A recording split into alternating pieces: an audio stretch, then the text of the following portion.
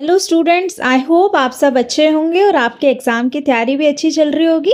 आज हम MGPE 11 के इम्पोर्टेंट क्वेश्चंस को इस वीडियो में डिस्कस करने वाले हैं। तो अपना फर्स्ट क्वेश्चन है, मानव सुरक्षा की अवधारणा से आप क्या समझते हैं? मानव विकास के गांधीवादी दृष्टिकोण की व्याख्या कीजिए तथा दोनों के बीच संबंध को स्पष्ट कीजिए। तो मैं सारे क्वेश्चंस इजी लैंग्वेज में आपको समझाने की कोशिश करूंगी। ये जो नोट्स है ये बहुत इजी लैंग्वेज में लिखे हुए हैं, बाकी मैं साथ साथ डिस्क्राइब भी करूंगी। इसके बाद आप एक बार बुक से रीड कर लेंगे तो सारी चीज़ें आपको काफ़ी आसान लगेंगी। तो स्टार्ट करते हैं। देखो, आज के समय में केवल देश की सीमाओं की सुरक्षा ही काफ़ी नहीं है, बल्कि जो लोगों का जीवन है उसकी सुरक्षा भी बहुत ज़रूरी है। तो इसी विचार से मानव सुरक्षा की अवधारणा और मानव विकास का गांधीवादी दृष्टिकोण जो है वो सामने आता है। दोनों के जो केंद्र बिंदु है वो क्या है? मनुष्य, लोगों की सुरक्षा करना। तो मानव सुरक्षा की अवधारणा का मतलब है कि हर व्यक्ति को भय यानी कि डर नहीं होना चाहिए, किसी चीज़ के अभाव, कोई चीज़ का अभाव नहीं होना चाहिए, असुरक्षा से मुक्त जीवन होना चाहिए, टेंशन फ्री जीवन। तो यह अवधारणा पहली बार 1994 की UNDP की मानव विकास रिपोर्ट में स्पष्ट रूप से सामने आई थी। मानव सुरक्षा के प्रमुख आयामों की बात करें तो मानव सुरक्षा के 7 प्रमुख पहलू माने जाते हैं। पहला है आर्थिक सुरक्षा, यानी कि रोजगार और आय की सुरक्षा होनी चाहिए, है ना। आर्थिक सुरक्षा क्या है? लोगों को काम मिलता रहे, है ना, उनका जो जीवन है वो चलता रहे, उनके दैनिक जीवन में कोई परेशानी ना आए। तो रोज़मर्रा के जीवन को सुचारू रूप से चलाने के लिए पैसे की ज़रूरत है, एक आय होनी चाहिए, और वो कब मिलेगी? जब उनके पास रोज़गार होगा। खाद्य सुरक्षा, सभी को पर्याप्त भोजन मिलना चाहिए, मतलब जो लोग हैं वो भूखे ना सोएं, है ना। स्वस्थ सुरक्षा, बीमारी से बचाव और इलाज मिल जाए उनको, है ना। उसी के लिए गवर्नमेंट हॉस्पिटल्स वगैरह खुलते हैं, डिस्पेंसरीज खुलती हैं ना, ताकि क्या हो, लोगों को बीमारी से बचाया जा सके और उनको इलाज मिल सके।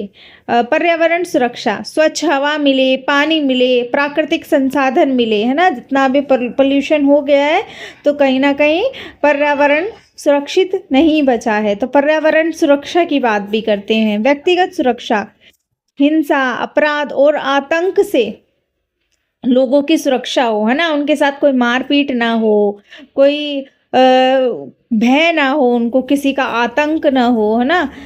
तो इन सब से उनकी सुरक्षा। सामुदायिक सुरक्षा, तो सामाजिक पहचान और परंपराओं की रक्षा करना, किसी की जो परंपराएं हैं उनका कोई हनन ना हो, उनका कहीं ना कहीं उनको समाप्त ना हो, वो बनी रहे, उनको अपनी सामाजिक पहचान बनाए रखने की स्वतंत्रता मिले, तो वो भी उनकी एक सुरक्षा हो जाएगी, सामाजिक पहचान बनाए रखने की। उनकी जो परंपराएं हैं, उनके जो रीति रिवाज हैं, अगर वो सही हैं तो वो सुचारू रूप से चलते रहें। राजनीतिक सुरक्षा, अधिकारों और स्वतंत्रता की सुरक्षा हो, है ना। लोगों को जो उनके अधिकार हैं, उनके जो मौलिक अधिकार हैं वो मिलते रहें और उनको स्वतंत्र रूप से जीने की सुरक्षा है। बात करें उद्देश्य की मानव सुरक्षा के, तो व्यक्ति का सर्वांगीण विकास हो। इसका उद्देश्य है व्यक्ति का क्या हो? सर्वांगीण, पूर्ण रूप से उसका विकास हो, हर पक्ष में उसका विकास हो, गरिमापूर्ण जीवन हो उनका, है ना। किसी चीज का भय, आतंक या उनका शोषण ना हो, उनका जीवन अच्छा हो, गरिमापूर्ण हो, सामाजिक न्याय और समानता हो, समाज में उनके साथ कोई अन्याय ना हो, उनका शोषण ना हो, कोई छुआछात ना हो उनके साथ। मानव विकास का गांधीवादी दृष्टिकोण, तो महात्मा गांधी का मानव विकास का विचार नैतिकता, आत्मनिर्भरता और मानव मूल्यों पर आधारित था। गांधी जी के प्रमुख विचार है सर्वोदय, सभी का विकास, खासकर सबसे कमजोर व्यक्ति का विकास, यानी कि समाज में कोई भी व्यक्ति ऐसा ना हो जिसका विकास ना हो।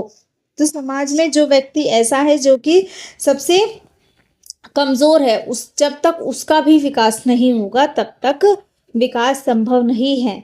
अंत्योदय, समाज के अंतिम व्यक्ति का उत्थान, हर व्यक्ति का उत्थान जरूरी है। सादा जीवन, उच्च विचार, यानी कि भौतिकवाद से दूरी, अपना साधारण जीवन जिए और विचार अच्छे रखें, और स्वदेशी और आत्मनिर्भरता यानी कि स्थानीय उत्पादन और रोजगार। स्थानीय उत्पादन अच्छा हो, लोगों को काम मिलता रहे, रोजगार मिले। अहिंसा और सत्य, समाज में शांति बनी रहे, आपसी भाईचारा और विश्वास बना रहे। नैतिक विकास, केवल आर्थिक नहीं, नैतिक उन्नति भी बहुत जरूरी है। लोगों में नैतिकता होनी जरूरी है। विकास की गांधीवादी परिभाषा, गांधी जी के अनुसार विकास का मतलब मनुष्य का शारीरिक, मानसिक और नैतिक विकास है। मतलब शरीर से भी विकास हो, मेंटली भी और नैतिक, मोरल भी। मशीन और औद्योगिकरण पर दृष्टिकोण, बड़े उद्योगों की बजाय कुटीर उद्योगों पर जोर दिया गांधी जी ने, क्योंकि उनका कहना था कि बड़े जो उद्योग है वो कहीं ना कहीं छोटे उद्योगों को समाप्त कर रहे हैं। बेरोजगारी और शोषण के खिलाफ चेतावनी। मानव सुरक्षा और गांधीवादी दृष्टिकोण में समानता की बात करें तो मानव सुरक्षा व्यक्ति केंद्रित है, और गांधीवादी दृष्टिकोण भी यही बोलता है कि अंतिम व्यक्ति भी अगर कोई है समाज में तो उसको वो भी ध्यान में रखकर विकास किया जाना चाहिए। मानव सुरक्षा भय और अभाव से मुक्ति के बारे में बोलता है, और गांधी जी भी शोषण और हिंसा से मुक्ति की बात करते हैं। मानव सुरक्षा गरिमापूर्ण जीवन की बात करता है, गांधीवादी दृष्टिकोण नैतिक और सादे जीवन की बात करता है। मानव सुरक्षा सतत विकास की बात करता है, तो गांधीवादी दृष्टिकोण भी प्रकृति के साथ सामंजस्य मिलाकर लोगों का पूर्ण विकास की बात करता है। इसके निष्कर्ष में लिख सकते हैं कि मानव सुरक्षा की अवधारणा और गांधीवादी मानव विकास दृष्टिकोण दोनों ही ये मानते हैं कि वास्तविक विकास तब होगा जब हर व्यक्ति सुरक्षित हो, सम्मान पूर्वक अपना जीवन जी रहा हो, आत्मनिर्भर जीवन हो उनका। आज के वैश्वीकरण और पर्यावरण संकट के समय गांधी जी के विचार और अधिक प्रासंगिक हो गए हैं। आई होप सारी चीजें इसकी आपको समझ में आई होगी। तो नेक्स्ट इंपॉर्टेंट क्वेश्चन है, भय और चिंता से मुक्ति की अवधारणा से आप क्या समझते हैं? इसके अर्थ, स्रोत और महत्व को स्पष्ट कीजिए।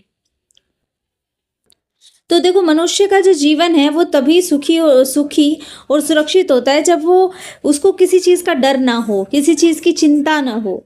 तो अगर व्यक्ति हर समय हिंसा करने के बारे में सोचता रहेगा, गरीबी में जीवन जिएगा, बीमारियों से घेरे रहेगी और उसको अपने भविष्य की चिंता रहेगी, हमेशा वो डरा हुआ होगा, तो उसका विकास हो ही नहीं पाएगा।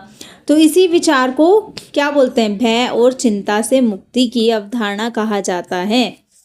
तो इसका मतलब है व्यक्ति को शारीरिक, मानसिक, सामाजिक और आर्थिक हर स्तर पर ऐसी सुरक्षा मिलना कि वे बिना डर के सम्मान पूर्वक जीवन जी सके। भय में क्या चीज़ होती है? हिंसा का भय होता है, युद्ध का भय होता है, अपराध, आतंक या फिर उसका कोई शोषण करे, है ना, उत्पीड़न का भय होता है।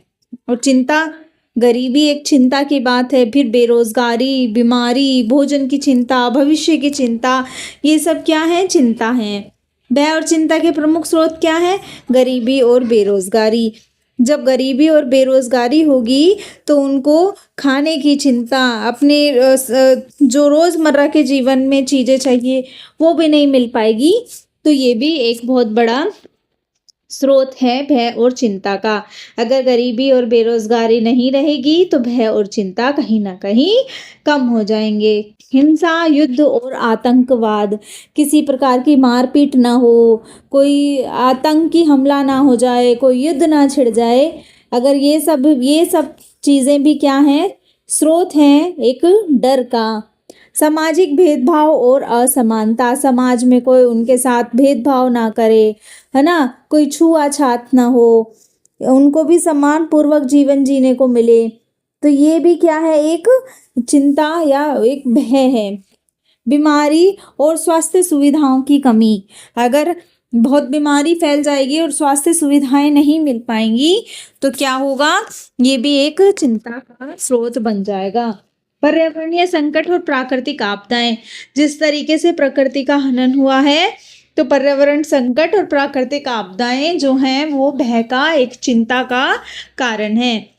राजनीतिक अस्थिरता और अधिकारों का अभाव, लोगों को कहीं लोगों से उनके अधिकार ना छीन लिए जाएं, है ना, और कानून उनके साथ कोई भेदभाव ना करें, ये भी क्या है, एक स्रोत है किसका, भय का। कई बार क्या होता है, जो गरीब लोग हैं वो कानूनी सहायता लेने से डरते हैं, कहीं उनके साथ कोई भेदभाव ना हो जाए। भय और चिंता से मुक्ति के उपाय, तो आर्थिक सुरक्षा मिले, रोजगार मिले लोगों को, उनकी एक आय सुनिश्चित हो, ताकि उनको अपने जीवन यापन के लिए जो पैसों की ज़रूरत है उसकी चिंता ना करनी पड़े। सामाजिक सुरक्षा, लोगों को समाज में शिक्षा का अधिकार मिले, स्वास्थ्य का, स्वस्थ रहने का अधिकार और रोज के भोजन की गारंटी मिल जाए। कानूनी सुरक्षा, न्याय और मानवाधिकार की रक्षा हो, है ना, कानून के समक्ष सब समान हो, लोगों को उनके अधिकार मिले, उनके साथ कोई अन्याय ना हो। राजनीतिक सुरक्षा, लोगों को अभिव्यक्ति की स्वतंत्रता मिले और जो राजनीति है उसमें भागीदारी करने का भी मौका मिले। पर्यावरण सुरक्षा, स्वच्छ और सुरक्षित पर्यावरण मिले लोगों को। शांति और अहिंसा, संघर्षों का जो समाधान है वो युद्ध से ना होकर शांतिपूर्ण समाधान हो। मानव सुरक्षा से संबंध की बात करें तो यह अवधारणा मानव सुरक्षा का मूल तत्व है।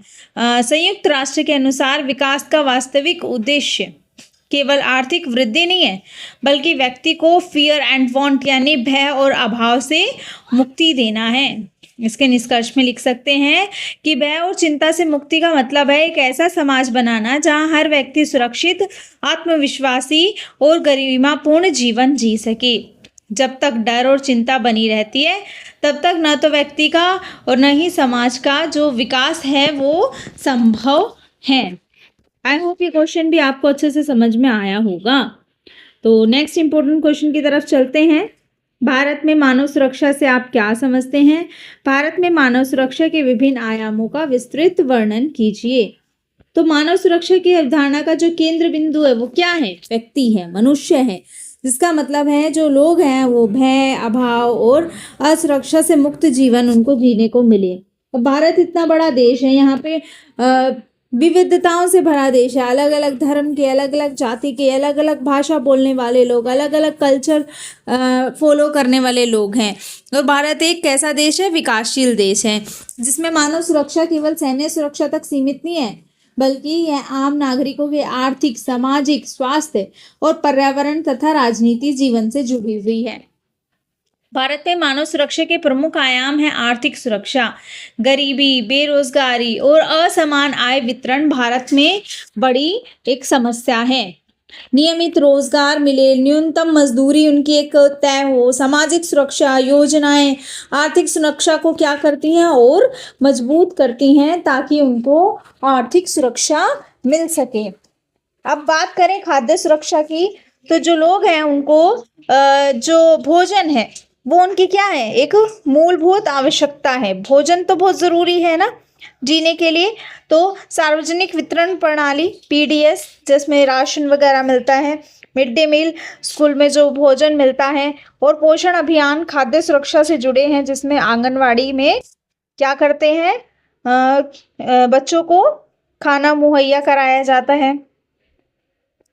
स्वास्थ्य सुरक्षा, बीमारी, कुपोषण और स्वास्थ्य सेवाओं की असमान उपलब्धता चिंता का एक विषय है। तो प्राथमिक स्वास्थ्य केंद्र, जिसमें डिस्पेंसरीज वगैरह आती है, टीकाकरण और स्वच्छता स्वास्थ्य सुरक्षा के आधार हैं। क्या है? एक तो उनको प्राथमिक स्वास्थ्य केंद्र मिले जहाँ पे वो थोड़ा बीमार होने पे उनको दवाइयाँ मिल जाएं टाइम पे, टीकाकरण हो उनका, बीमारियों से बचाव के लिए जो टीकाकरण होता है, साफ सफाई हो, तो वो क्या है, उनकी स्वास्थ्य सुरक्षा का एक आधार है।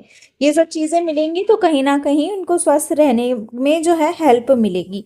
इसमें चिंता का विषय है कोई बीमारी, कोई महामारी, या फिर लोगों को ठीक से खाने को ना मिले तो वो कुपोषण का शिकार हो जाते हैं, उनको स्वास्थ्य सेवाएं ना मिले या बहुत कम उनको स्वास्थ्य सेवाएं मिले तो भी। पर्यावरण सुरक्षा, प्रदूषण, जल संकट, जलवायु परिवर्तन और प्राकृतिक आपदाएं जो हैं वो मानव जीवन को क्या करती हैं? बहुत प्रभावित करती हैं। तो तो लोगों को क्या चाहिए? स्वच्छ हवा चाहिए, पानी चाहिए, सुरक्षित रहने की जगह चाहिए। ये सब क्या है? मानव की सुरक्षा के लिए बहुत ज़रूरी है। बात करें व्यक्तिगत सुरक्षा की, तो महिलाओं, बच्चों और बुजुर्गों, साथ ही साथ अल्पसंख्यकों की सुरक्षा भी बहुत ज़रूरी है। अपराध, घरेलू हिंसा, मानव तस्करी और सड़क दुर्घटनाएं जो हैं व्यक्तिगत सुरक्षा को और कमज़ोर करते हैं। सामाजिक सुरक्षा, तो जिसमें जाति, धर्म, लिंग और क्षेत्र के आधार पर लोगों के साथ जो भेदभाव होता है वो क्या है? वो है मानव सुरक्षा के लिए एक बहुत बड़ा खतरा। इसलिए सामाजिक सद्भाव बहुत ज़रूरी है। समानता और समावेशन बहुत ज़रूरी है विविधता भरे देश में। राजनीतिक सुरक्षा, तो लोकतंत्र में नागरिकों के मौलिक अधिकारों और स्वतंत्रताएं जो हैं वो बहुत ज़रूरी हैं। तो निष्पक्ष चुनाव होना चाहिए, न्यायपालिका हो अच्छी, मजबूत, और अभिव्यक्ति की स्वतंत्रता हो लोगों की। ये सब क्या है? राजनीतिक सुरक्षा के बहुत ज़रूरी अंग हैं।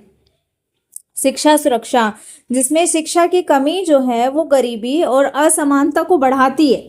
तो गुणवत्तापूर्ण एक अच्छा जीवन और सुलभ शिक्षा जो है वो मानव सुरक्षा की नींव है। जब लोगों को अच्छी शिक्षा मिलेगी, है ना, अच्छा जीवन मिलेगा, गुणवत्तापूर्ण जीवन मिलेगा, तो क्या होगा?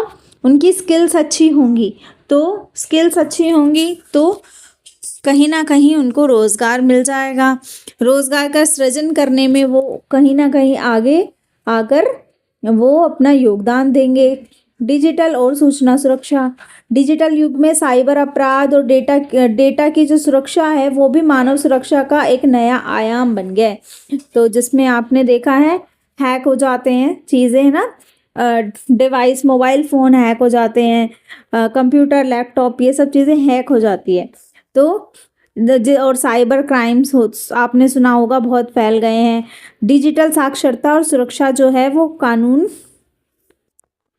बहुत ज़रूरी है। आजकल जिस तरीके से सब डिजिटल होता जा रहा है, सारी चीज़ें ऑनलाइन होती जा रही हैं, साथ साथ साइबर क्राइम भी बहुत बढ़ता जा रहा है।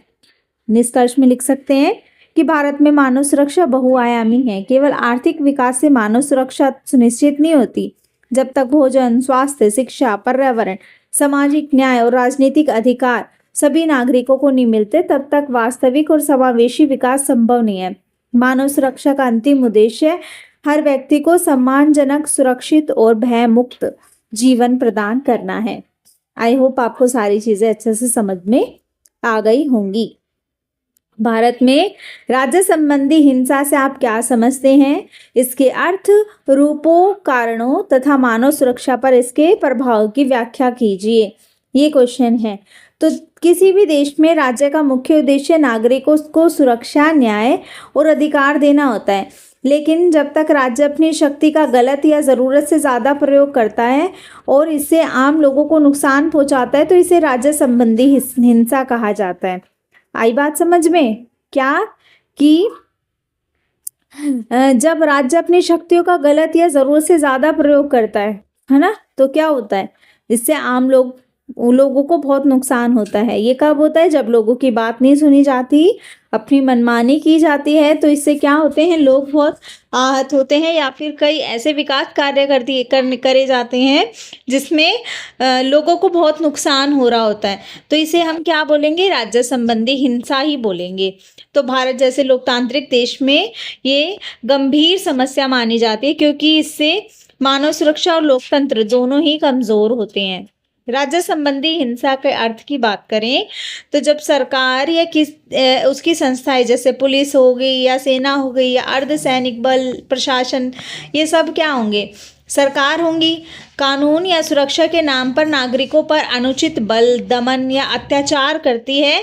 तो लोगों का ये हिंसा केवल शारीरिक नहीं होती, लोगों पर उनके मानसिक और सामाजिक और कानूनी उत्पीड़न के रूप में भी होती है। तो क्या होता है? उनको मानसिक तनाव होता है और समाज में भी उनको कहीं ना कहीं भय बना रहता है।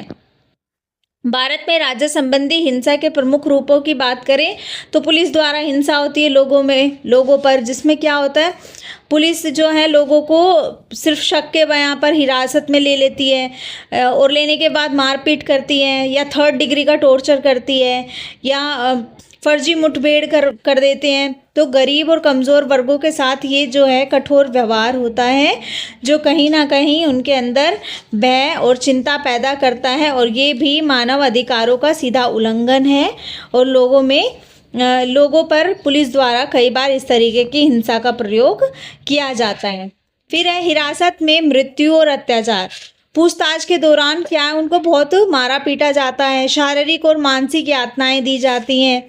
न्यायिक निगरानी की कमी होती है, जिसमें कोई ये देखने वाला नहीं होता कि जो दोषी है क्या वो सच में दोषी है या नहीं है, या सिर्फ वो शक के बयां पे उसके साथ इतना बुरा बर्ताव किया जा रहा है, और उसके साथ उसमें डर का माहौल पैदा किया जाता है, जिससे कहीं ना कहीं मानसिक तनाव बहुत ज़्यादा बढ़ जाता है। और कई बार इतना उत्पीड़न उनका होता है कि हिरासत में ही उनकी मृत्यु भी हो जाती है। सैन्य और अर्धसैनिक बलों की हिंसा। तो उग्रवाद या आतंकवाद प्रभावित जो क्षेत्र होते हैं, जहाँ पे ज़्यादातर इस तरीके की घटनाएं होती रहती हैं, ये क्या होते हैं, वहाँ पे जो आम लोग हैं उनको इन सब घटनाओं से बहुत ज़्यादा नुकसान होता है। विशेष कानूनों के तहत अधिक शक्तियों का दुरुपयोग करते हैं, उसमें फिर कड़े नियम बनाए जाते हैं, जिससे कहीं ना कहीं सबसे ज़्यादा प्रभावित कौन होते हैं, वहाँ के आम लोग। आंदोलनों और प्रदर्शनों पर बल प्रयोग। तो कई बार क्या होता है कि शांतिपूर्ण आंदोलन चल रहे होते हैं देश में, लेकिन उनको दबाने या कुचलने के लिए पुलिस द्वारा लाठीचार्ज करवाया जाता है, आंसू गैस के गोले छिड़वाए जाते हैं, गोलीबारी करवाई जाती है। अभिव्यक्ति की स्वतंत्रता पर इससे असर आता है, क्योंकि देश में, एक लोकतंत्र देश में अभिव्यक्ति की स्वतंत्रता का अधिकार है सबको। आदिवासी, दलित और अल्पसंख्यकों का पर दमन। तो भूमि अधिग्रहण और विस्थापन। कई बार क्या होता है, लोगों की ज़मीन को छीन लिया जाता है और उनको विस्थापन कर दिया जाता है, मतलब उनको अपनी जगह छोड़कर कहीं और जाने के लिए मजबूर कर दिया जाता है। विकास परियोजनाओं के नाम पर बल प्रयोग होता है, उनको ज़बरदस्ती वहाँ से खदेड़ा जाता है। उनके साथ सामाजिक अन्याय जो है वो बहुत बढ़ जाता है, क्योंकि वो जो आदिवासी और अल्पसंख्यक और दलित लोग हैं, कहीं ना कहीं उनकी संख्या कम होती है, उनकी अपनी भाषा, अपनी परंपराएं सब अलग होती हैं।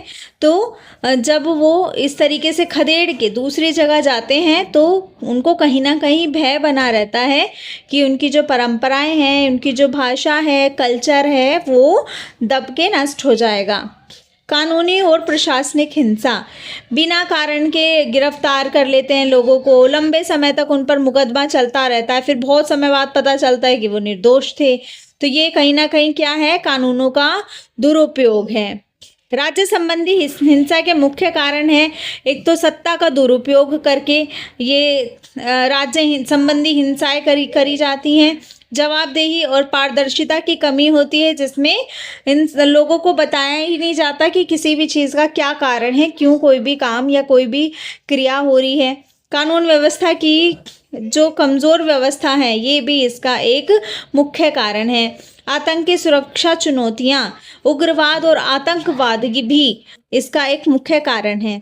सामाजिक और आर्थिक असमानताएं, रोजगार न मिलना, है ना, समाज में भेदभाव होना किसी न किसी आधार पर, संवेदनशीलता की कमी भी इसका एक मुख्य कारण है। मानव सुरक्षा पर प्रभाव की बात करें तो लोगों में डर और असुरक्षा बना रहता है। लोकतांत्रिक मूल्यों को इससे नुकसान पहुंचता है। राज्य पर जनता का जो विश्वास है वो कम हो जाता है, और सामाजिक तनाव और लोगों में असंतोष बहुत बढ़ जाता है।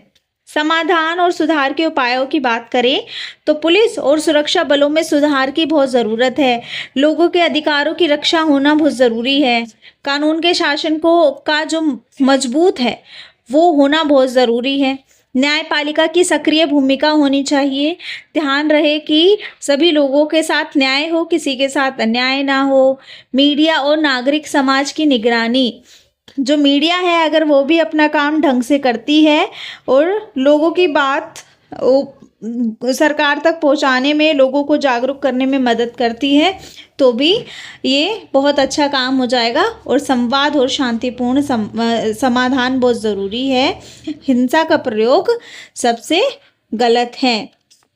तो इसके निष्कर्ष में लिख सकते हैं कि भारत में राज्य संबंधी हिंसा एक गंभीर चुनौती है। राज्य की शक्ति का उपयोग सुरक्षा और कल्याण के लिए होना चाहिए, न कि लोगों में डर पैदा करने के लिए या लोगों का दमन करने के लिए। जब राज्य जवाबदेह होगा, हर चीज़ के प्रति संवेदनशील होगा और कानून के अधीन काम करेगा, तभी मानव सुरक्षा और लोकतंत्र मजबूत हो पाएंगे, अन्यथा नहीं। आई होप ये क्वेश्चन आपको अच्छे से समझ में आ गया होगा। अगर नेक्स्ट क्वेश्चन की बात करें तो वो है संरचनात्मक हिंसा से आप क्या समझते हैं? लैंगिक असमानता किस प्रकार संरचनात्मक हिंसा का प्रतिबिंब है? विस्तार से व्याख्या कीजिए। तो देखो, संरचनात्मक हिंसा यानी कि बनाई गई हिंसा, जिसको हम लोग ज़बरदस्ती या समाज ज़बरदस्ती बनाता है, ऐसा माहौल। तो हिंसा का मतलब है केवल मारपीट या शारीरिक चोट नहीं होता है। जब समाज में कई बार ऐसी स्थितियां या व्यवस्थाएं होती है जो बिना सीधा किसी पे हिंसा किए, बिना किसी को मारे, फिर भी लोगों को दुख दे, लोगों को भेदभाव लोगों के साथ करे, लोगों को नुकसान पहुंचाए, इसे हम क्या बोलेंगे? संरचनात्मक हिंसा बोलेंगे। क्योंकि एक तो हिंसा है कि जाओ किसी के थप्पड़ मार दो, और दूसरी हिंसा है कि उसको दिमागी रूप से उसको इतना परेशान किया जाए किसी ना किसी कारणवश। तो ये सब भी संरचनात्मक हिंसा का कारण है। लैंगिक असमानता यानी पुरुष और महिलाओं के बीच असमानता इस प्रकार की संरचनात्मक हिंसा का स्पष्ट एक उदाहरण है, प्रतिबिंब है, क्योंकि यह समाज में गहरी जड़ें जमा चुकी व्यवस्था है। संरचनात्मक हिंसा के अर्थ की बात करें तो समाज की वे आर्थिक, सामाजिक, राजनीतिक और सांस्कृतिक संरचनाएं जो किसी वर्ग या समूह को लगातार अवसरों, संसाधनों और अधिकारों से वंचित रखती है। जैसे कि पहले होता था ना कि जो वर्ण व्यवस्था थी, जिसमें वर्णों में लोग बटे हुए थे। जो उच्च वर्ण से संबंधित लोग थे, वो जो जिनको निम्न जाति का माना जाता था, उनको ना तो पढ़ने का अधिकार दिया जाता था, उनको रोज़गार के जो हैं अवसर भी नहीं दिए जाते थे, ठीक से संसाधन भी नहीं दिए जाते थे, उनको कोई अधिकार ही नहीं था एक तरीके से जीवन जीने का। तो ये सब किसके अंदर आ गई? ये भी इसी तरीके की हिंसा है।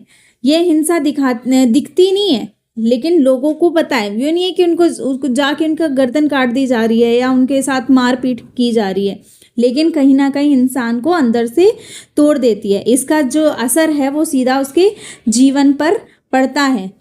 जब इस तरीके की जो चिंताएं हैं, इस तरीके के जो मानसिक तनाव है वो उन पे बना रहेगा, तो वो ठीक से जी भी नहीं पाएंगे। तो ये असमानता है वो जो है लोगों में इस तरीके की समस्याएं पैदा करती है। लैंगिक असमानता के अर्थ की बात करें तो जो पुरुष और महिलाओं के बीच शिक्षा, स्वास्थ्य, रोजगार, अधिकार, सुरक्षा और सम्मान में जो भेदभाव होता है, जो असमानताएं होती हैं, वो लैंगिक असमानताएं कहलाती हैं, जो कि लिंग के आधार पर होती है। यह असमानता केवल व्यक्तिगत व्यवहार नहीं है, बल्कि समाज की पूरी एक व्यवस्था से जुड़ा हुआ है। लैंगिक असमानता या संरचनात्मक हिंसा का प्रतिबिंब जन्म और बचपन में भेदभाव, बेटा बेटी में फर्क करना, या फिर बालिकाओं के प्रति उपेक्षा का व्यवहार रखना, या भ्रूण हत्या करना, या कन्या शिशु मृत्यु, ये सब किसके अंदर आते हैं? ये सब आते हैं जन्म और बचपन के भेदभाव के अंदर। यह जीवन के शुरुआती चरण में ही हिंसा का एक रूप ले लेता है। जब क्या होता है, बालिका के प्रति अलग रवैया रखा जाए और बेटे के प्रति अलग रवैया रखा जाए, या फिर भ्रूण हत्या, जब पहले लिंग जांच करके भ्रूण हत्या करवा दी जाती थी, वो भी अब गैर कानूनी हो गया है। तो ये भी क्या था? ये शुरुआती चरण में हिंसा का एक रूप था। शिक्षा में असमानता, कई बार क्या होता है, लड़कियों की पढ़ाई को कम महत्व दिया जाता है और लड़कों की पढ़ाई को ज़्यादा, या फिर जल्दी शादी करवा दी जाती है, उनकी पढ़ाई छूट जाती है, या फिर स्कूल छोड़ने प्राथमिक शिक्षा ग्रहण कर लेते हैं और उच्च स्तर की शिक्षा लेने से पहले पहले ही बालिकाओं का स्कूल जो है वो छूट जाता है। तो ये क्या है, इससे लड़कियों के भविष्य के में जो उनको अवसर मिलने होते हैं वो सब सीमित हो जाते हैं शिक्षा पूरी ना होने के कारण। स्वास्थ्य और पोषण में भेदभाव, लड़कियों को कम और खराब भोजन मुहैया कराना, कई बार उनको ठीक से भोजन ना देना जिससे उनको एनीमिया या फिर मातृ मृत्यु की समस्याएं पैदा हो जाती है, और या फिर स्वास्थ्य सेवाओं तक उनकी पहुंच बहुत कम होती है। ये महिलाओं के जीवन और स्वास्थ्य को भी बहुत बड़े खतरे में डालते हैं। आर्थिक असमानता की बात करें तो समान काम के लिए कम वेतन, क्या होता है, एक ही स्थान पर जब पुरुष और महिलाएं काम करती हैं तो पुरुष को ज़्यादा वेतन दिया जाता है, महिलाओं को कम वेतन दिया जाता है। तो ये भी आर्थिक असमानता का एक बहुत बड़ा कारण है। घरेलू काम को कम मानना, जब वो घर में रह के काम करती हैं तो उनको उस चीज़ के बदले वेतन नहीं मिलता तो वो काम में गिना नहीं जाता है, तो वो भी एक आर्थिक असमानता का ही उदाहरण है। असंगठित क्षेत्र में अधिक शोषण, और ये महिलाओं को आर्थिक रूप से जो है कहीं ना कहीं उनका शोषण होता है, हिंसा होती है। घरेलू और सामाजिक हिंसा, जिसमें घरेलू हिंसा शामिल है, दहेज प्रथा, बाल विवाह, यौन उत्पीड़न, ये हिंसाएं सामाजिक संरचना और पितृसत्ता से जुड़ी हुई होती हैं, जो कि घरेलू और सामाजिक हिंसा का एक रूप है। राजनीतिक और निर्णय प्रक्रिया में कमी, पंचायत, विधानसभा और संसद में कम भागीदारी होती है महिलाओं की, परिवार और समाज के फैसलों में भी उनकी भूमिका बहुत कम होती है, इससे कहीं ना कहीं महिलाओं की आवाज़ दब जाती है।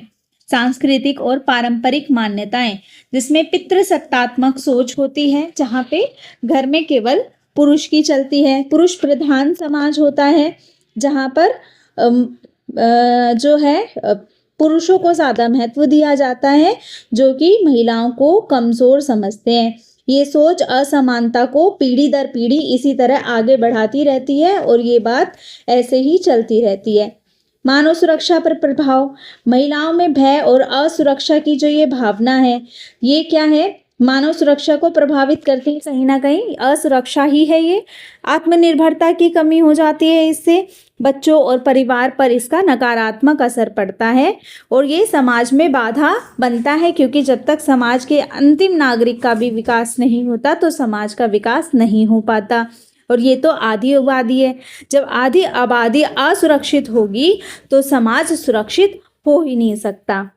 समाधान और सुधार के उपायों की बात करें तो लड़कियों को जो शिक्षा है, लड़कियों को शिक्षा दी जानी चाहिए, उनके स्वास्थ्य और पोषण का ध्यान रखा जाना चाहिए, रोजगार के अवसर मुहैया कराए जाने चाहिए, उनको भी समान वेतन दिया जाना चाहिए और महिलाओं से जुड़े कानूनों पर का सख्त पालन होना चाहिए। सामाजिक जागरूकता बहुत ज़रूरी है, मानसिक बदलाव, लोगों की सोच में बदलाव लाना बहुत ज़रूरी है। महिलाओं की जो भागीदारी है राजनीति में वो बढ़ाना बहुत ज़रूरी है। तो इसके निष्कर्ष में लिख सकते हैं कि लैंगिक असमानता केवल सामाजिक बुराई नहीं है बल्कि संरचनात्मक हिंसा का भी एक गहरा रूप है। जब तक समाज की संरचनाएं समानता पर आधारित नहीं होंगी तब तक महिलाओं की वास्तविक सुरक्षा और सशक्तिकरण संभव ही नहीं है। एक न्यायपूर्ण, सुरक्षित और विकसित समाज के लिए लैंगिक समानता बहुत ज़रूरी है। आई होप ये क्वेश्चन आप अच्छे से बना के आ पाएंगे और आपको सारी चीज़ें अच्छे से समझ में आई है। नेक्स्ट इम्पोर्टेंट क्वेश्चन है, मानव सुरक्षा और शांति निर्माण का महत्व क्या है? अपने उत्तर में मानव सुरक्षा के प्रमुख पहलुओं, शांति निर्माण के उद्देश्य और दोनों के बीच जो संबंध है वो स्पष्ट करने की बात इसमें बतानी है। तो आज की दुनिया में केवल देशों की सीमाओं की सुरक्षा ही काफ़ी नहीं है, जो वहाँ के लोग हैं, जो नागरिक हैं, उनके जीवन पे कई तरीके के खतरे होते हैं, जैसे युद्ध का खतरा, आतंकवाद का, हिंसा, गरीबी, बेरोजगारी, बीमारियों का खतरा, भेदभाव, छुआछूत, पर्यावरण संकट। तो इसी कारण से अब सुरक्षा का अर्थ व्यक्ति केंद्रित और व्यापक हो गया है। इसे ही मानव सुरक्षा कहते हैं, ह्यूमन सिक्योरिटी कहते हैं। इसके साथ ही ये भी बहुत ज़रूरी है कि समाज में स्थायी शांति बनी रहे, टेम्परेरी नहीं। तो दोनों मिलकर व्यक्ति और समाज को सुरक्षित और विकासशील बनाने का काम करते हैं। मानव सुरक्षा के महत्व की बात करें तो मानव सुरक्षा का उद्देश्य है कि हर व्यक्ति भय और अभाव से मुक्त होकर एक सम्मानपूर्वक जीवन जी सके। इसके प्रमुख पहलू की बात करें तो एक तो व्यक्ति केंद्रित सुरक्षा होनी चाहिए। सुरक्षा का केंद्र राज्य नहीं होना चाहिए, बल्कि उसमें रहने वाले आम लोग होने चाहिए। सभी की गरिमा और उनके अधिकारों की सुरक्षा की जानी चाहिए। उनको विकास के अवसर दिए जाने चाहिए ताकि एक सम्मानपूर्ण जीवन वो जी सकें। भय से मुक्ति, युद्ध, आतंकवाद, हिंसा और अपराध से उनकी सुरक्षा बहुत ज़रूरी है। महिलाओं, बच्चों और कमज़ोर वर्गों के लिए विशेष सुरक्षा मुहैया कराई जानी चाहिए। अभाव से मुक्ति, गरीबी, भूख, बेरोजगारी और रोगों से मुक्ति बहुत ज़रूरी है। तो उनको स्वास्थ्य सेवाएं अच्छे से मुहैया कराई जाए, रोज़गार मुहैया कराया जाए, भोजन मुहैया कराया जाए, शिक्षा, स्वास्थ्य और आवास जैसी सुविधाओं तक सभी की पहुंच भी बहुत ज़रूरी है। सब कुछ होते हुए भी अगर लोगों की पहुंच वहां तक नहीं है तो भी उसका कोई मतलब नहीं बनता। मानव अधिकारों की रक्षा, जीवन, स्वतंत्रता, समानता और न्याय के अधिकार सुरक्षित होने चाहिए, सुनिश्चित होने चाहिए कि वो सम्मानपूर्वक जीवन जी सके, स्वतंत्रता से रह सकें, अपना काम कर सकें, उनके साथ कोई भेदभाव ना हो, अन्याय ना हो। कमज़ोर वर्गों और अल्पसंख्यकों का संरक्षण भी बहुत ज़रूरी है, उनकी अनदेखी ना हो। सर्वांगीण और सतत विकास, केवल आर्थिक वृद्धि नहीं बल्कि शारीरिक, मानसिक और सामाजिक और नैतिक विकास भी बहुत ज़रूरी है। पर्यावरण और प्राकृतिक संसाधनों का संतुलित उपयोग होना चाहिए। ऐसा ना हो कि अपनी नीड में पर्यावरण का बहुत ज़्यादा दोहन हो जाए, दुरुपयोग हो। शांति निर्माण का महत्व, शांति केवल युद्ध ना होने का नाम नहीं है, ये समाज में स्थायी और टिकाऊ शांति सुनिश्चित करने का काम है। स्थायी शांति केवल हिंसा रोकना नहीं है बल्कि भविष्य में संघर्ष कम करना है, समाज में विश्वास और सहयोग बढ़ाना है। संघर्ष के कारणों का समाधान, गरीबी, भेदभाव और सामाजिक असमानता जैसी समस्याओं को दूर करना बहुत ज़रूरी है। आपसी संवाद और समझ को बढ़ावा देना बहुत ज़रूरी है। तो हर संघर्ष का समाधान कैसे होना चाहिए? संवाद यानी कि बातचीत द्वारा, ना कि मारपीट द्वारा। लोकतंत्र और कानून का शासन, न्याय, पारदर्शिता और जवाबदेही सुनिश्चित करना बहुत ज़रूरी है। इसके लिए मजबूत संस्थाएं होनी चाहिए और कड़े कानून हो ताकि कानून का पालन भी लोग करें। सामाजिक मेल मिलाप और पुनर्स्थापना, हिंसा के बाद जो पीड़ितों को न्याय और समर्थन देना है वो बहुत ज़रूरी है। समाज में विश्वास और सहयोग की भावना को बढ़ावा देना बहुत ज़रूरी है, क्योंकि समाज में जब भाईचारा, बंधुत्व रहेगा तो ही समाज का विकास और समाज की सुरक्षा संभव है।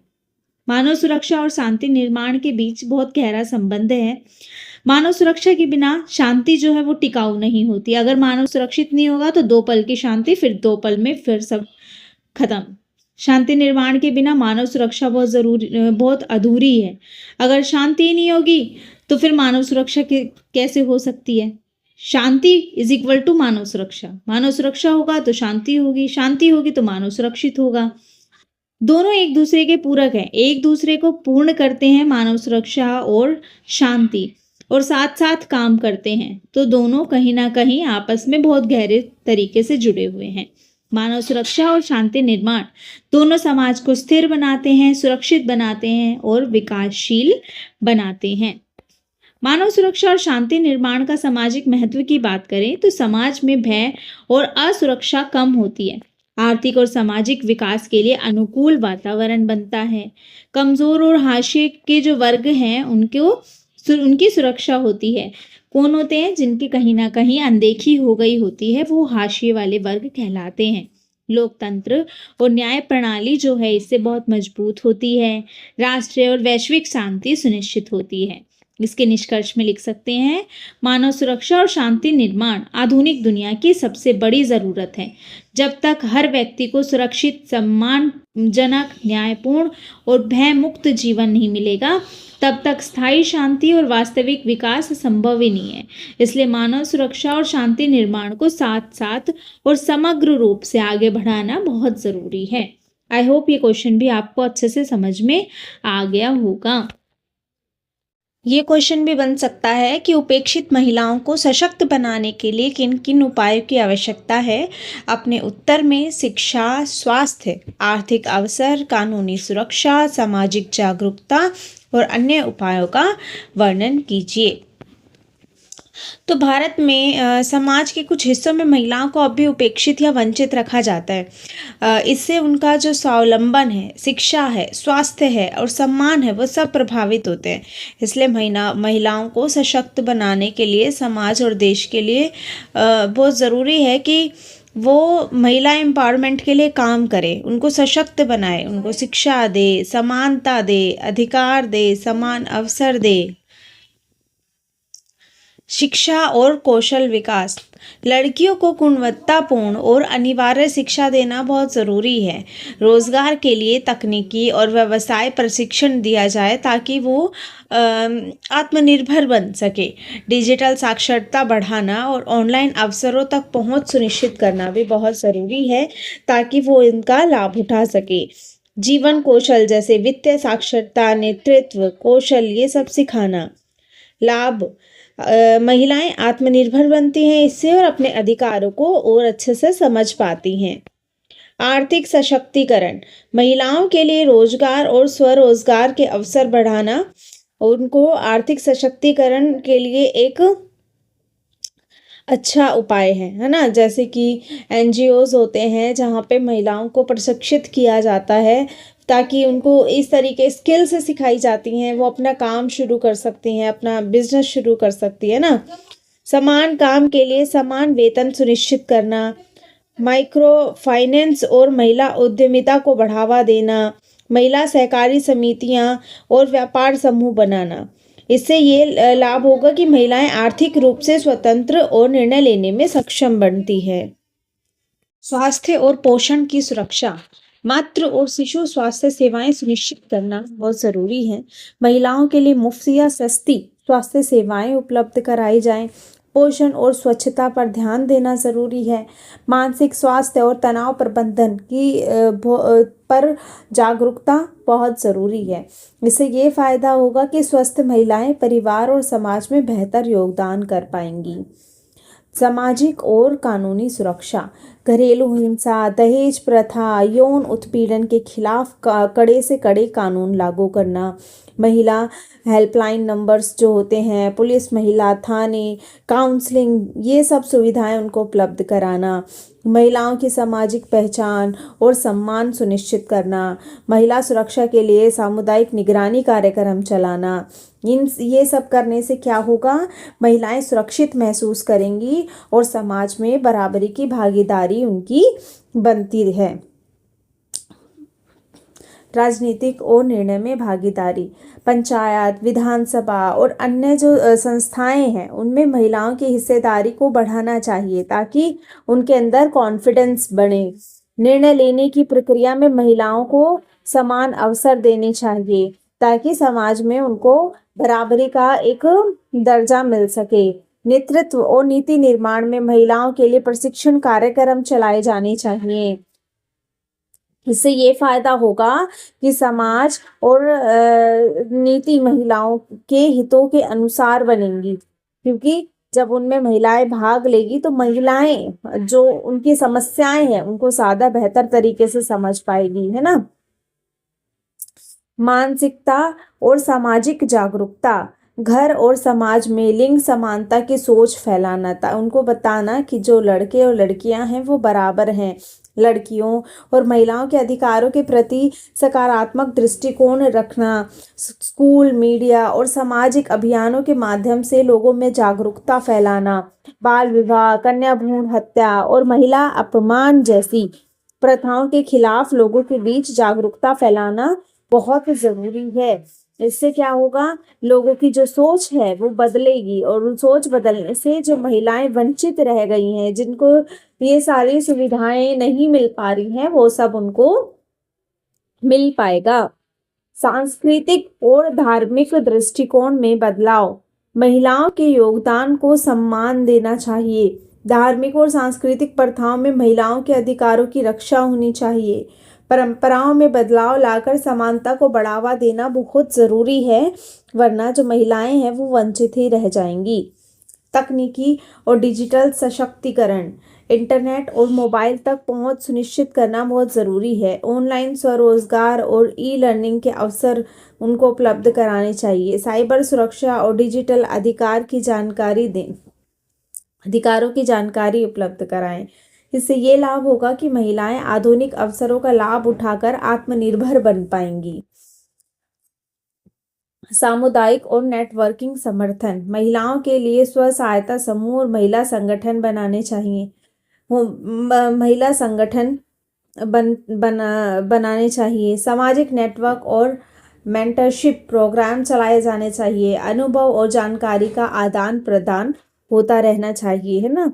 और ये कैसे होगा, जब कुछ एनजीओज वगैरह बनेंगे जहाँ पे जो एक्सपीरियंस रखने वाली जो बाकी की जो महिलाएं हैं जो अपना काम कर रही हैं, एक अच्छे पद पर हैं, वो उनसे मिलेंगी, उनसे बातचीत करेंगी, है ना।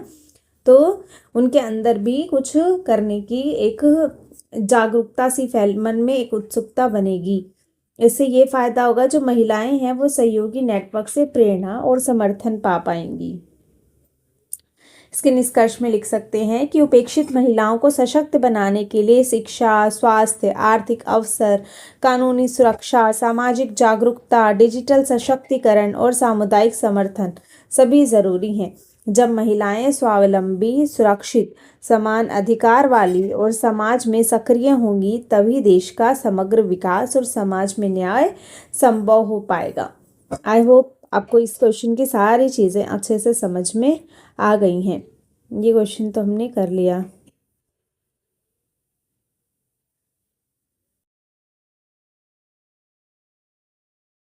अब हम नेक्स्ट क्वेश्चन करते हैं। वो है, अंतर्राष्ट्रीय सहयोग के लिए गांधीवादी दृष्टिकोण की व्याख्या करनी है।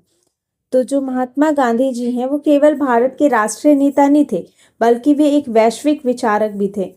उन्होंने अंतर्राष्ट्रीय संबंधों को शक्ति, युद्ध और स्वार्थ की बजाय नैतिकता, सत्य और अहिंसा पर आधारित करने का समर्थन किया।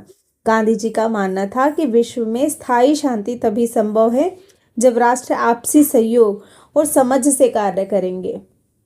अहिंसा का सिद्धांत, गांधी जी के अनुसार अंतर्राष्ट्रीय समस्याओं का जो समाधान है वो युद्ध से नहीं होना चाहिए, बल्कि अहिंसा से, शांतिपूर्ण तरीके से बातचीत करके होना चाहिए। हिंसा केवल अस्थायी समाधान देती है, टेम्परेरी शांति, क्योंकि एक पक्ष हिंसा करेगा और दूसरा पक्ष अगर झुक भी जाएगा तो उसके मन में बदले की भावना रहेगी, है ना कभी वो भी यही सेम कदम उठाएगा। तो इस तरीके से कभी भी स्थायी शांति आ ही नहीं पाएगी। सत्य पर आधारित अंतर्राष्ट्रीय संबंध, उन्होंने कहा कि देशों के बीच संबंध ईमानदारी, विश्वास, सत्य पर आधारित होने चाहिए। छल और धोखे से सहयोग संभव हो ही नहीं सकता, क्योंकि जो धोखा है वो कभी ना कभी सामने आएगा ही, और जब वो सामने आएगा तो एक बहुत खतरनाक रूप ले लेगा। समानता का सिद्धांत, गांधी जी मानते थे कि सभी राष्ट्र छोटे हों या बड़े, शक्तिशाली हों या कमजोर, समान अधिकार रखते हैं। किसी भी देश का दूसरे देश पर प्रभुत्व नहीं, किसी भी देश को दूसरे देश पर अपना एक प्रभुत्व नहीं जमाना चाहिए, उसके ऊपर दादागिरी नहीं करनी चाहिए। मानवता सर्वोपरि है। गांधी जी के अनुसार अंतर्राष्ट्रीय मानवता के विरुद्ध नहीं होना चाहिए, है ना। राष्ट्रवाद मानवता के विरुद्ध नहीं होना चाहिए, राष्ट्रवाद रहे। उन्होंने वासुदेव कुटुंबकम की भावना पर जोर दिया, जिसमें पूरी दुनिया एक परिवार है। संवाद और समझौता, अंतर्राष्ट्रीय विवादों को बातचीत, मध्यस्थता और आपसी समझ से सुलझाया जाना चाहिए, न कि युद्ध के माध्यम से। नैतिक शक्ति का महत्व, गांधी जी का विश्वास था कि नैतिक शक्ति और जनमत सैन्य शक्ति से अधिक प्रभावित होते हैं। साम्राज्यवाद और उपनिवेशवाद का विरोध।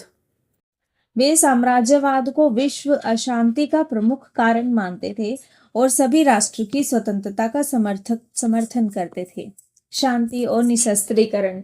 गांधी जी हथियारों की होड़ के विरुद्ध थे। उनका मानना था कि विश्व शांति के लिए निशस्त्रीकरण बहुत जरूरी है, हथियारों की जरूरत नहीं होनी चाहिए, है ना। आर्थिक शोषण का विरोध। उन्होंने अंतर्राष्ट्रीय आर्थिक संबंधों में भी न्याय और समानता पर ही बल दिया है। आत्मनिर्भरता और सहयोग। गांधी जी आत्मनिर्भरता के समर्थक थे, लेकिन इसका अर्थ अलगाव नहीं था। वे सहयोग आधारित वैश्विक व्यवस्था चाहते थे। अंतर्राष्ट्रीय संस्थाओं का समर्थन। वे ऐसे अंतर्राष्ट्रीय मंचों के पक्षधर थे जो शांति और सहयोग को बढ़ावा देते हैं। सांस्कृतिक सह अस्तित्व। गांधी जी विभिन्न संस्कृतियों और सभ्यताओं के शांतिपूर्ण सह अस्तित्व में विश्वास रखते थे, है ना। उनका मानना था कि सभी संस्कृतियों का, उनकी जो सभ्यताएं हैं, उनके जो रीति रिवाज है, उनका शांतिपूर्ण तरीके से सहयोग करना चाहिए और उनका सम्मान करना चाहिए। शरणार्थियों और कमजोर देशों की रक्षा। वे कमजोर और पीड़ित राष्ट्रों के प्रति सहानुभूति और सहयोग को बहुत जरूरी मानते थे। विश्व नागरिकता की भावना। गांधी जी स्वयं को केवल भारतीय नहीं मानते थे, बल्कि विश्व नागरिक मानते थे। पूरे विश्व का एक नागरिक, ना कि सिर्फ भारत का।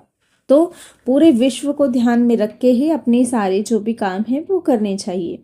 स्थायी विश्व शांति का लक्ष्य। उनका अंतिम उद्देश्य ऐसा विश्व बनाना था जहां संघर्ष की बजाय सहयोग हो, युद्ध की बजाय शांति हो, सब आपस में प्रेम से रहते हों, है ना। इसके निष्कर्ष में हम लिख सकते हैं कि इस प्रकार अंतर्राष्ट्रीय सहयोग के लिए गांधीवादी दृष्टिकोण अहिंसा, सत्य, समानता, नैतिकता और मानव कल्याण पर आधारित है। आज के युद्ध, आतंकवाद और वैश्विक तनाव के दौर में गांधी जी के विचार पहले से बहुत अधिक प्रासंगिक हो गए हैं। लोगों को इनको मानना चाहिए।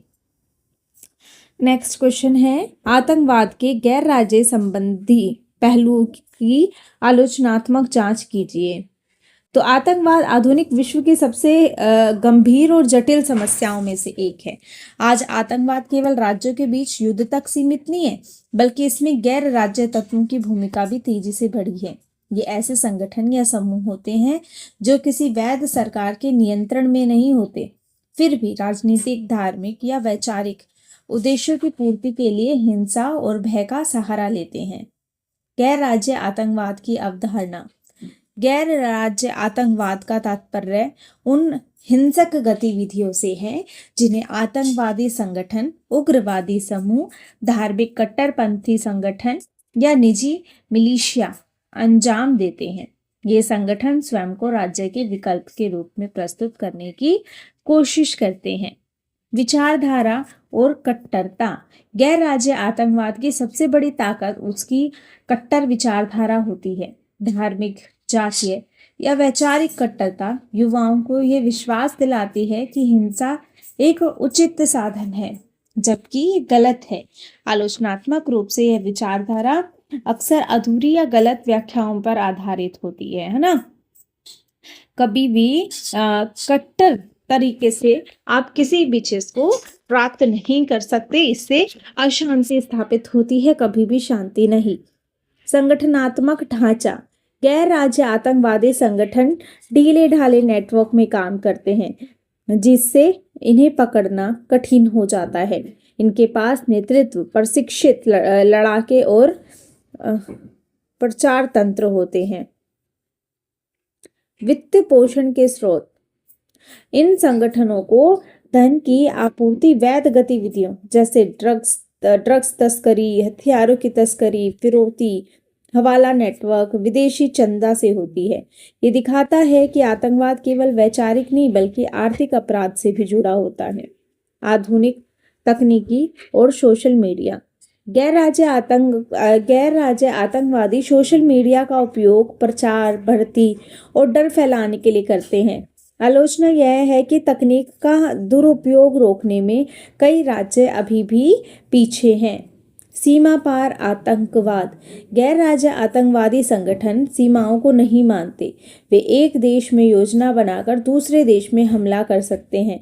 इससे राज्यों की संप्रभुता को चुनौती मिलती है। निर्दोष नागरिकों को निशाना बनाना।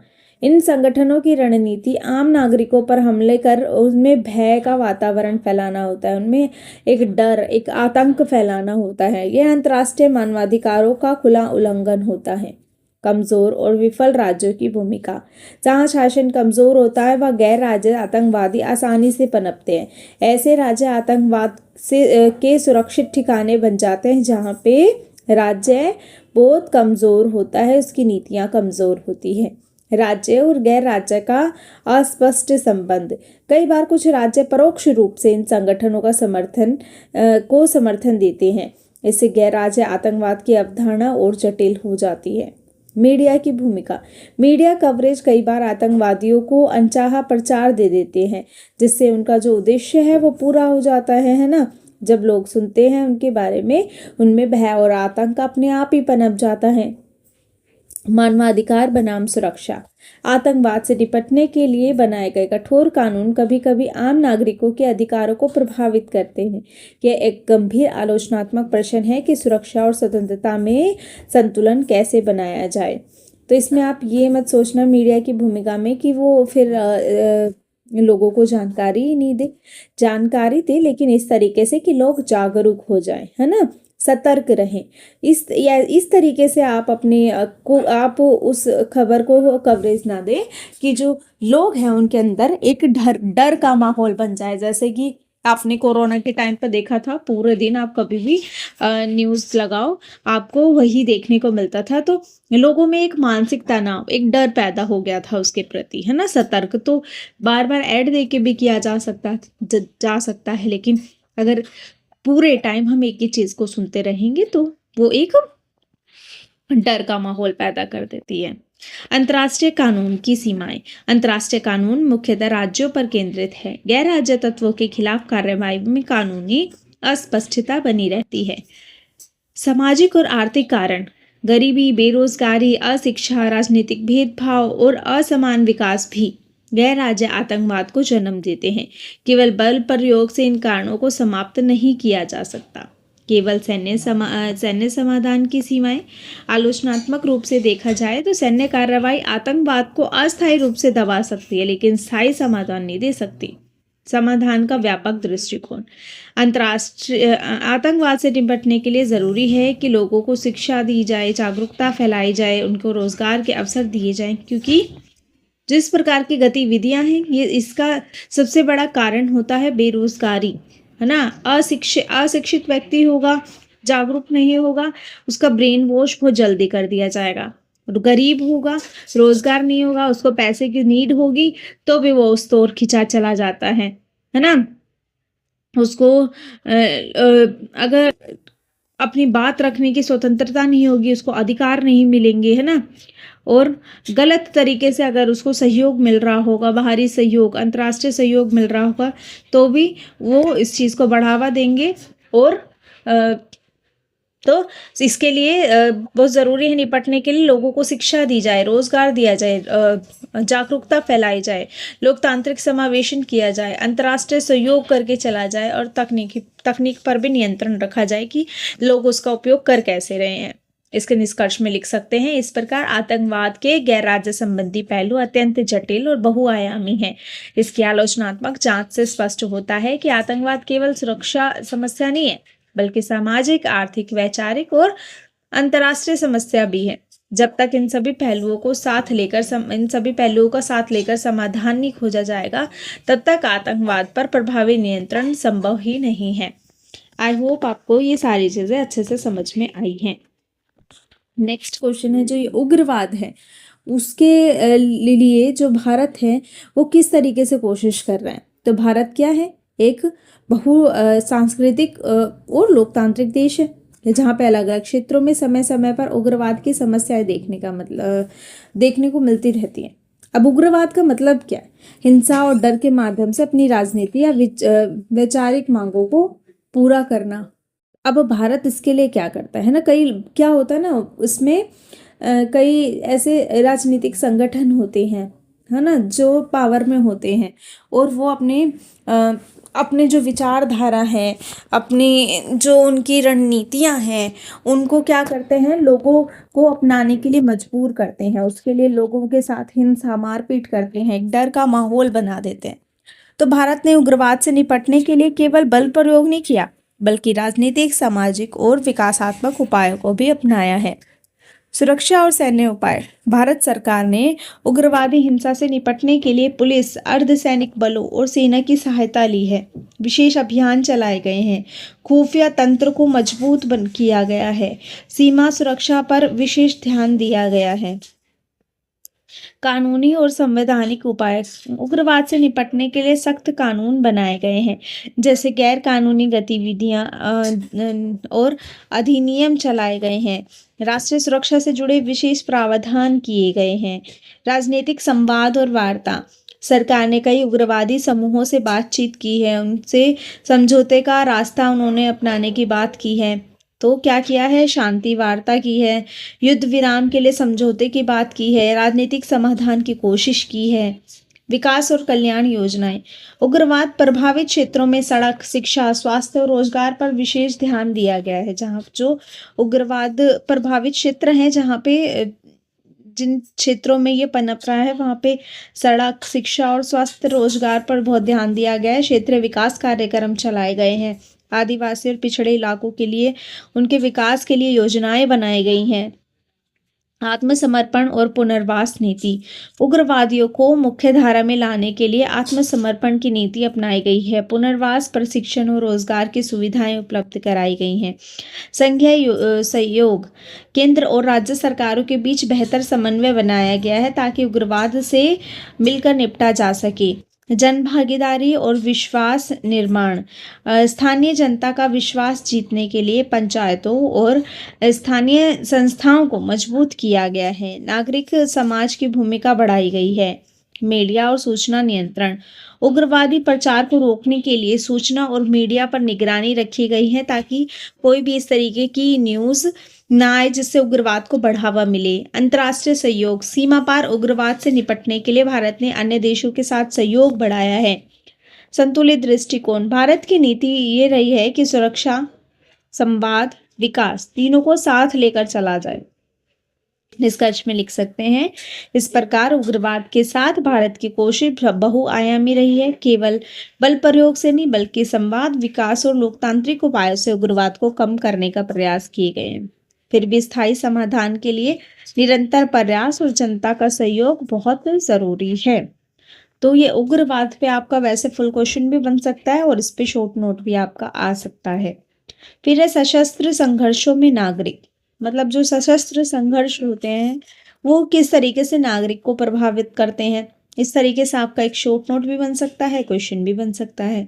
तो सशस्त्र संघर्ष का अर्थ है राज्य और राज्य के बीच या राज्य और गैर राज्य समूहों के बीच होने वाला हिंसक टकराव, है ना, जिसमें शस्त्रों का उपयोग किया जाता है। ऐसे संघर्षों में सबसे अधिक प्रभावित होने वाला वर्ग कौन है? रहने वाले लोग, वहाँ के नागरिक। जबकि वे सीधे युद्ध में भाग नहीं लेते, उनका वो युद्ध में भाग नहीं लेते, लेकिन वो कहीं ना कहीं इससे प्रभावित होते हैं। नागरिक होते कौन है? नागरिक वो लोग होते हैं जो सेना या सशस्त्र समूहों का हिस्सा नहीं होते, जैसे वहाँ रहने वाली महिलाएं, बच्चे, बुजुर्ग और आम जनता। नागरिक सबसे बड़े पीड़ित। सशस्त्र संघर्षों में नागरिकों की जान माल की सबसे अधिक हानि होती है। बमबारी, गोलीबारी, विस्थापन से आम लोग बुरी तरह प्रभावित होते हैं। महिलाओं और बच्चों पर प्रभाव। युद्ध में महिलाएं और बच्चे विशेष रूप से असुरक्षित होते हैं। बच्चों की शिक्षा प्रभावित होती है। महिलाएं हिंसा और शोषण का शिकार होती हैं। क्योंकि स्कूल्स ऐसी स्थिति में स्कूल्स तो ओपन होंगे नहीं, तो प्रभावित होती है उनकी शिक्षा भी। विस्थापन और शरणार्थी समस्या। सशस्त्र संघर्षों के कारण लाखों लोग अपने घर छोड़ने को मजबूर हो जाते हैं और शरणार्थी बन जाते हैं, उनको कहीं और जाके शरण लेनी पड़ती है। मानवाधिकारों का उल्लंघन। युद्ध के दौरान नागरिकों के अधिकारों का बड़े पैमाने पर उल्लंघन होता है, जैसे उनकी हत्या, अपहरण, जबरन काम करवाना, ये सब चीज़ें आम हो जाती हैं। नागरिकों को निशाना बनाना। आधुनिक संघर्षों में कई बार नागरिकों को जानबूझकर निशाना बनाया जाता है ताकि एक डर का माहौल बनाया जा सके। अंतर्राष्ट्रीय मानवीय कानून, जिनेवा संधियां नागरिकों की सुरक्षा का प्रावधान करती है, लेकिन व्यवहार में इनका उल्लंघन होता ही होता है। गैर राज्य सशस्त्र समूह, आतंकवादी और उग्रवादी संगठन नागरिकों को ढाल के रूप में भी उपयोग करते हैं, जिससे उनकी सुरक्षा और खतरे में पड़ जाती है। नागरिकों की भूमिका, कुछ स्थितियों में नागरिक शांति आंदोलन में भाग लेते हैं, मानवीय सहायता पहुंचाने में मदद करते हैं, लोकतांत्रिक समाधान की मांग करते हैं। पुनर्निर्माण में भूमिका, संघर्ष के बाद समाज के पुनर्निर्माण में नागरिकों की भूमिका बहुत ज़रूरी होती है। मीडिया और नागरिकों द्वारा साझा की गई जानकारी और मीडिया रिपोर्ट संघर्ष की वास्तविक स्थिति सामने लाते हैं।